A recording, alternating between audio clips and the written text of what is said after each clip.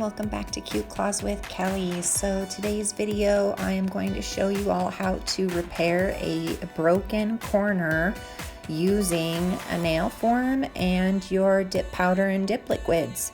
So I soaked off my nails after keeping them on for quite some time. You can see I'm pointing out a couple of greenies that I got. My nails were really short when I started, I think earlier, towards the end of the summer. And instead of doing soaking off and then, a new application each time, I opted for doing the infill, where I just would file down my color until I got down to like the clear base of my dip powder, and then I would dip on top of that, and I would make sure that I was removing any lifted powder from my nails as well. But of course, I guess a little bit of water did get in a couple of places, and that is what led to me having a few of those green spots on my nails. So it's nothing like, terrible. It's just a little bit of discoloration. Most of it came off when I filed my nails just ever so gently to prep them after I soaked off all of the previous product. So what I then did is, in order to keep the my nails strong, because I did let them breathe for a day or two before I applied more dip on top, I did a very gentle filing over my natural nail, and just to remove the shine. And then I put a layer of gel base and then gel top coat, and I cured that. And that was what was on top of my nails just now. So on this particular nail that I'm working the repair on, I do want to rough up the surface of the gel polish so that the dip will adhere to it nicely. I made a mistake in the past where I did not rough up the gel polish, and I just dipped on top of the clear gel top coat, and it was like too smooth. And then my dip, it was almost like I used a peel base in a way, because the dip just lifted right from that and came off just in a matter of a day or two. So that was disappointing. Definitely learned my lesson. But the reason I put the gel base and top coat on my natural nail first is because I am trying to give it an extra layer of protection against moisture getting in between my natural nail and my dip powder.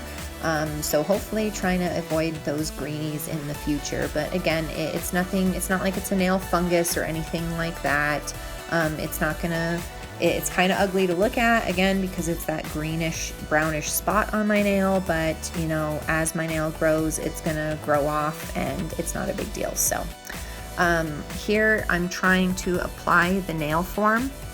I'm not really very skilled when it comes to using nail forms, but I had seen that with this particular brand of nail form, a lot of people take that middle circle and place it underneath where the tip of the nail is going to be, like you saw me do, I guess to provide a little bit more structure to the form. This might be a step that I would skip next time, because it's trying to lay the form flat again, and even though I pinched the bottom corners together to get it to stick, it kept unsticking, and I think it's because of that extra little circle piece that I put down underneath there. So I had to keep pinching it together, and it was okay, because I was just doing one nail using it, and it wasn't even a full nail. It's just this little broken corner that I had. But yeah, I would definitely think twice about putting that little circle bit on the underside of the nail form in the future. So just a pro tip for you, maybe at least on this kind of a nail form, don't do that. So you saw me dehydrate the nail, and I used the Mia Secret nail prep stuff for that, just because I want to make sure that I didn't have any oil or anything on my nail before I'm working to build up that broken corner. And then after that's dry, I'm just preparing everything that I'll need. So I'm using my Virgo and Gem dip liquids, and I'm going to just put a little dab of this on that corner, and then I'm going to pour over some of my powder over the top, just in that one little area. So I did this for a few times. I can't recall if it was 3 or 4. But I was not experienced doing this. I'd never done it before, so I just wasn't really sure how this would go, but I saw that it can be done, and I certainly didn't want to cut off all of my long, beautiful natural nail to put like a tip on. And then the coffee filter thing is, or the tea bag thing is fine too, but I've tried that and I'm just looking to try something different. So I thought I would give this a go. As I was looking at the nail form here, I was seeing that there was like, even though I was putting product there, I was seeing like it almost was cracking between where the form was and where my natural nail was. So I basically just kept putting on layers of dip powder, you know, up until I felt like you couldn't see that crack anymore, like I was filling in the crack well, if that makes sense. So I wasn't trying to make this, you know, perfect by any means. I was just trying to get some product on there enough that I could then file and shape it and do whatever I needed to do to it so that it would fix my broken corner issue that I had.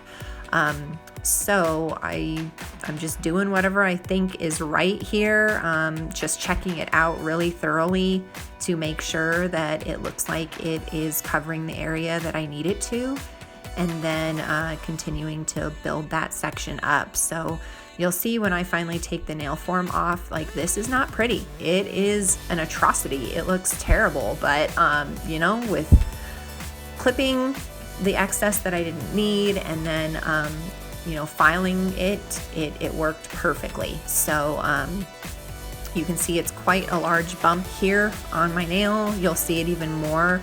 It, like, I guess because the nail form against my natural nail like had that little bit of a crack in it that I was trying to, you know, seal up.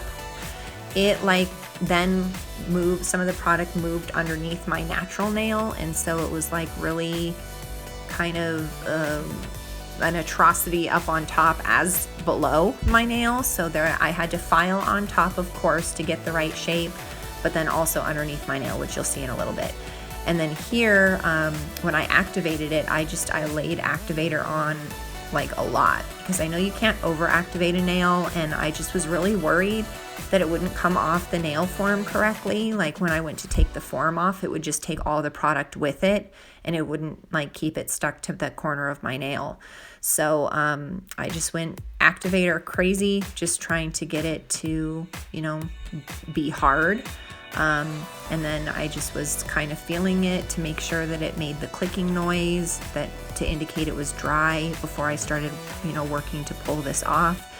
And right here is about where I saw, oh man, is it going to take the full, like all the product off with it, like the full build of that nail corner, which I didn't want it to do. So as gentle as I could, I'm trying to take the nail form off. Here I'm going in with yet some more activator because I'm just trying to make sure that it stays on my nail, and then give it a few more seconds to dry, and then I go about, you know, trying to push the thumbnail of my other hand underneath it and try to work away that nail form. So here you can see it worked.